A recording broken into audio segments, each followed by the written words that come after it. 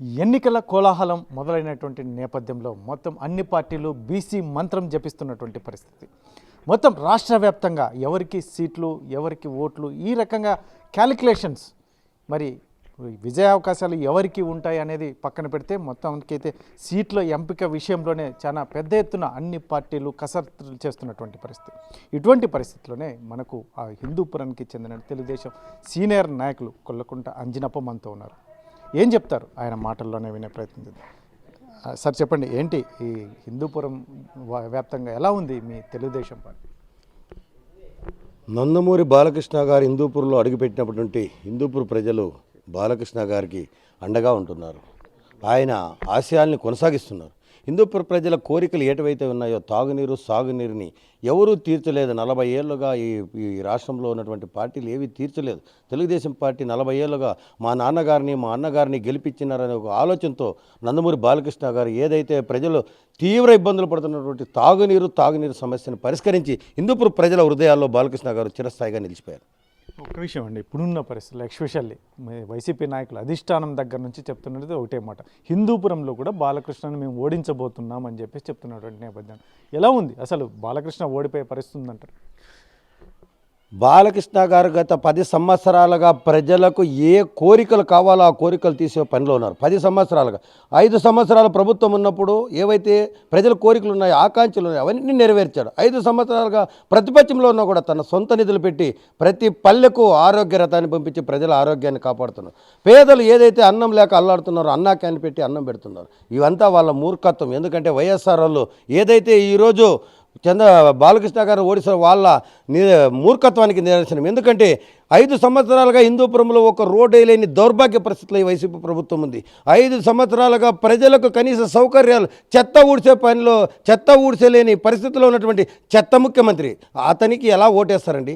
ఈ నియోజకవర్గానికి ఇన్ఛార్జిగా ఉన్నటువంటి పెద్దిరెడ్డి రామచంద్రారెడ్డి 5 సంవత్సరాలుగా హిందూపురం ఉన్నటువంటి ఇసుకను ఖనిజాన్ని హిందూపురం సంపదను కొల్లగొడుతున్నటువంటి వ్యక్తి ఈ ప్రాంతానికి ఇన్ఛార్జిగా ఉన్నాడు. అలాంటి వ్యక్తిని హిందూపురం ప్రజలు నమ్మే పరిస్థితులు లేరని చెప్పేసి సందర్భంగా తెలియజేస్తున్నాను. సార్, ఒకటి ఇప్పుడున్న పరిస్థితులు ఎస్పెషల్ ఎక్కడ చూసినా బీసీ మంత్రం, ముఖ్యంగా వైసీపీ కూడా, ఎందుకంటే బయట నుంచి శాంతమ్మని తీసుకొచ్చినటువంటి ఎంపీ అభ్యర్థిగా కూడా ప్రకటించిన నేపథ్యం ఎలా చూస్తారు? ఈ ప్రజలు ఇక్కడ హిందూపురం పార్లమెంటు నియోజకవర్గ ప్రాంతంగా ప్రజలు ఎలా రిసీవ్ చేసుకుంటారని? హిందూపూర్ ప్రజలు శాంతి కాముకులు, రౌడీల్ని గూండాల్ని పెంచి పోషించే పరిస్థితుల్లో హిందూపూర్ ప్రజలు ఉండరు. ఎందుకంటే బళ్ళారులో గన్నులు కోసి ప్రజల సొమ్ము దోచేసి ఓడిపోయి ఇక్కడ హిందూపురంలో వచ్చి నిలబడతారంటే శాంతమ్మని హిందూపూర్ ప్రజలు అంగీకరించే పరిస్థితులు లేరు. లోకల్గా ఎంతోమంది బీసీలు ఉండరు. అలాంటి వారిని కూడా గుర్తించకుండా ఎక్కడో దిగుమతి చేసుకొని ఇక్కడ ఉన్నటువంటి శాంతమ్మని గెలిపించే పరిస్థితుల్లో హిందూపూర్ ప్రజలు లేరని చెప్పేసి సందర్భంగా తెలియజేస్తున్నా. సరే, దిగుమతి అంటే మీరు వాళ్ళు కూడా ఒకవైపు చెప్తున్నది, నందమూరి బాలకృష్ణ కూడా ఎక్కడి నుంచో వచ్చి ఇక్కడ పోటీ చేశారని చెప్తున్నారు. ఇటువంటి పరిస్థితి ఏం చెప్తారు?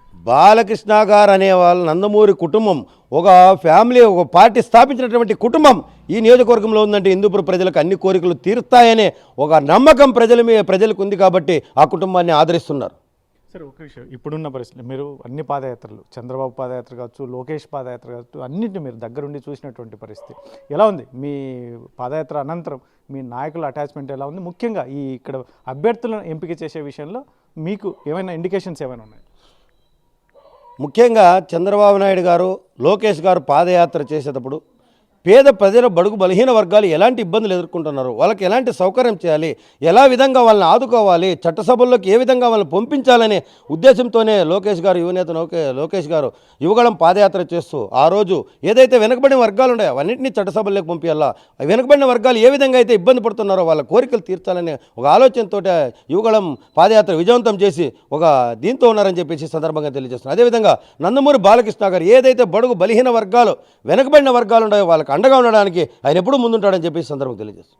అంజనప్ప అనే వ్యక్తి దాదాపు 30 సంవత్సరాలుగా తెలుగుదేశం పార్టీలో కొనసాగుతున్నటువంటి నేపథ్యం, మరి రానున్న ఎన్నికల్లో అంజనప్ప ఎక్కడి నుంచి పోటీ చేసే అవకాశం ఉంది? మీకు ఏమైనా ఇండికేషన్స్ ఉన్నాయి? సార్, నేను ఒక వడ్డెర కమ్యూనిటీకి సంబంధించిన బీసీ వర్గానికి సంబంధించిన వ్యక్తిని.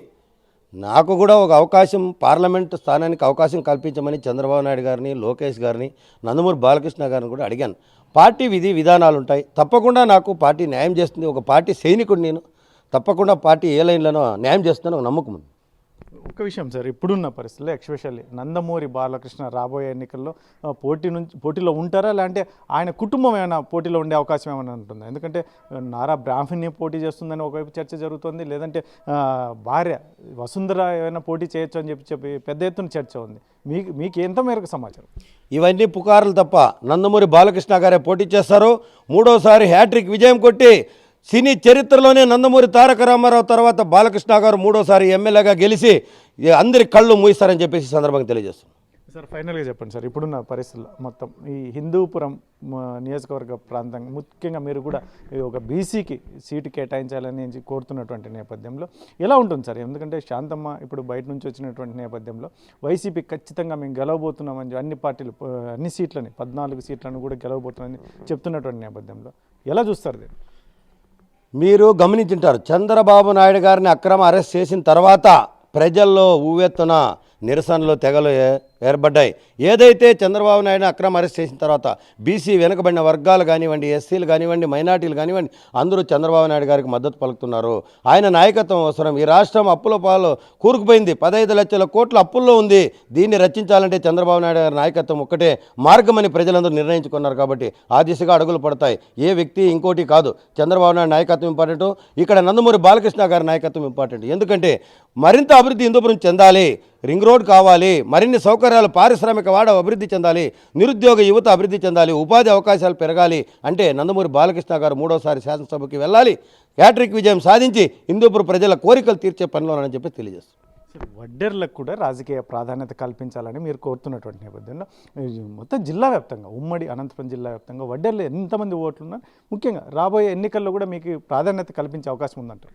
తప్పకుండా చంద్రబాబు నాయుడు గారు, యువనేత నారా లోకేష్ గారు, ముఖ్యంగా మా ప్రియతమ శాసనసభ్యులు వడ్డెర కమ్యూనిటీకి తప్పకుండా ప్రాధాన్యతని ఈ జిల్లాలో కల్పిస్తారని చెప్పేసి కోరుతున్నాం. ఏదైతే స్వర్గీయ శ్రీ నందమూరి తారక రామారావు గారు తెలుగుదేశం పార్టీ స్థాపించిన తర్వాత ఈ జిల్లాలో అత్యధికంగా ఉన్నటువంటి బీసీలు బోయలు, కురుబలు, నేసేవాళ్ళు, వీవర్స్, ఇలాంటి వ్యక్తులందరికీ రాజ్యాధికారం ఎన్టీ రామారావు గారు, చంద్రబాబు నాయుడు గారు, లోకేష్ గారు కల్పించారు. ఇప్పుడు యువనేత నోరు లోకేష్ గారు మరియు నందమూరి బాలకృష్ణ గారు ఏదైతే వెనుకబడిన వర్గం ఉందో మా వడ్డెర కమ్యూనిటీకి కూడా తప్పకుండా ఈ జిల్లాలో అత్యధిక ఓట్ బ్యాంక్ కలిగినటువంటి ఈ బీసీలకు తప్పకుండా ప్రాధాన్యత కల్పిస్తాడనే ఒక గట్టి నమ్మకం ఉందని చెప్పేసి సందర్భంగా తెలియజేస్తాం.